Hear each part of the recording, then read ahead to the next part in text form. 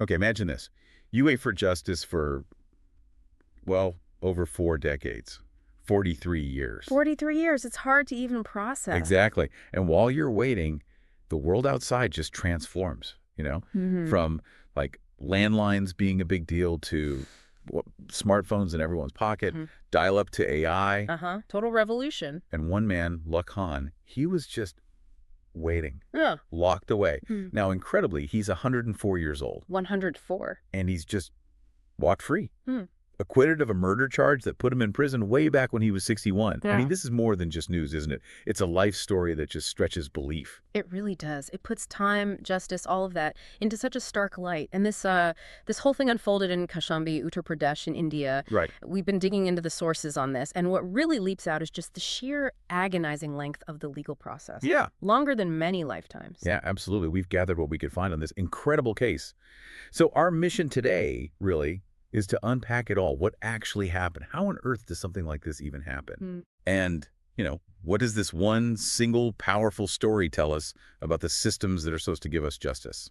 Well, looking at the details, it becomes pretty clear pretty fast. Yeah. While this is Lakhan's personal story, it really throws a harsh spotlight on some deep systemic problems. Definitely. Okay, let's dive in then. All right. So, to get where this all started, we need to rewind. Way back. The sources point to a specific day, August 16th, 1977. 77, wow. Yeah. The place was Gaure village. That's in the Kaushambi district, Uttar Pradesh. So picture it. One day, one village, setting the stage for the next, 40-plus years. And on that day, things turned violent. The material we have describes a serious fight, a clash between two groups there in the village. Right. And in all that chaos, tragically, a man named Prabhu Siraj lost his life. So inevitably, fingers started pointing. Mm-hmm. Lakhan was accused, along with 3 other guys. And remember, Lakhan was 61 years old at this point. 61. He gets arrested, charged with murder and also attempted murder tied to that fight. And the wheels of justice started moving. Kind of quickly at first, it seems. Relatively, yeah. By 1982, so about 5 years later, a court in Prayagraj delivered a verdict. Yeah. Life imprisonment. For Lakhan and the 3 others. Think about that. You're 61 and you get a life sentence. The system's basically saying, that's it for you. 43 years. Let's just pause on that number. 43 years behind bars. Yeah. August 77 to May 2025. Inside the Kaushambi district jail the whole time. What does that even mean, being cut off from everything for that long? It's almost impossible to really, truly imagine. The sources we looked at really hammer this home, the contrast. While he was inside, the world he knew just vanished. Yeah. The tech of 77 landlines, maybe a black and white TV, typewriters, all replaced. Smartphones, internet everywhere, streaming, AI. Right. It's not just change. It's like multiple revolutions he just completely missed. Total isolation. Total.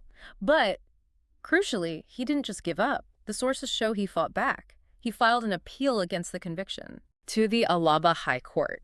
And the 3 other men convicted with him, they joined the appeal too. So there was hope, maybe, early on? Well, here's the really poignant part, almost heartbreaking when you trace the timeline. Those other 3 men, Yeah. they didn't live to see the outcome. While the case just crawled through the system, decade after decade, they passed away. Oh, wow. So they died in prison waiting. Seems so, waiting for that appeal. But Lakhan, he endured against unbelievable odds. His survival alone is just Right. remarkable. And being one of her 4 when he got out, he became one of India's oldest inmates. That fact itself speaks volumes about how long this dragged on. And that finally brings us to the turning point, May 2nd, 2025, just recently. After 43 years since that day in the village, the Allahabad High Court finally ruled on that appeal. There's the verdict. Acquitted. They acquitted Lakhan. Acquitted after 43 years. On what grounds? After reviewing everything, the court found there just wasn't enough evidence to support the original murder conviction. So wait, 43 years later, they look back and say, essentially, oops, the reason we locked him up wasn't solid enough. That's pretty much the gist of it. And the sources do point out that getting him out wasn't automatic, even after the acquittal. Right, there's bureaucracy, I suppose. Exactly. The District Legal Services Authority, the DLSA, they played a big part in the final steps. Specifically, Additional District Judge Purnima Pranjal, she's the secretary of the Kaushambi DLSA. She was apparently key in making sure his release actually happened smoothly. Good to know there are people working within the system like that. Definitely. So, fast forward again, just a few weeks ago, May 20th, 2025. Lakhan physically walks out of the Kaushambi jail. Free after 43 years. And he wasn't just released onto the street, right? He was taken somewhere. Yeah, escorted to his daughter's home in the Sharira police station area, back to family or what's left of it after. Well, a lifetime away. An entire lifetime. And while Lakhan's story is, exceptional because of the sheer time involved, the material we reviewed makes it really clear. It's not just a one-off freak event in terms of what it reveals. Right. It points to bigger issues. Exactly. This case is like a magnifying glass on some really significant systemic problems within the judicial system. The scale of the problem is just mind-boggling.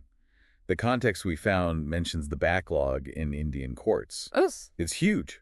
Oh, it's immense. As of 2023, we're talking millions upon millions of pending cases. Over 5 crore, that's over 50 million cases stacked up from district courts right up to the high courts. 50 million. How does the system even function with that kind of backlog? Well, that's the thing, isn't it? It points to, courts being swamped, maybe not enough judges or staff, complex procedures that just take forever. The whole system seems to move incredibly slowly sometimes. And Lakhan's case is the extreme example of that slowness. How does it compare, though? Are there other cases like this? Sadly, yes. We came across mentions of others, echoes of these long delays and questions about evidence, like Iwao Hakamada in Japan. Spent 46 years on death row before finally being acquitted. 46 years? Or even in India, Satyam Babu, acquitted after years in jail in the Aisha Mira case.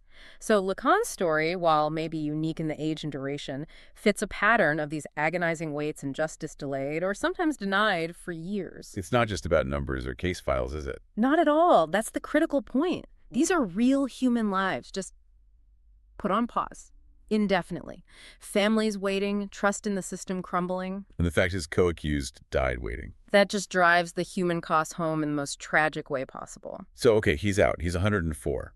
What does life even look like now? How do you restart after being disconnected for 43 years? It's hard to imagine, really. The Kaushambi district, his village Garai, it's not the place he left in 1977. Not even close, I guess. The whole world is different. The physical landscape, how people interact, the technology everywhere. It's a completely alien environment in many ways. And he's adjusting now at his daughter's place. What about just the simple things?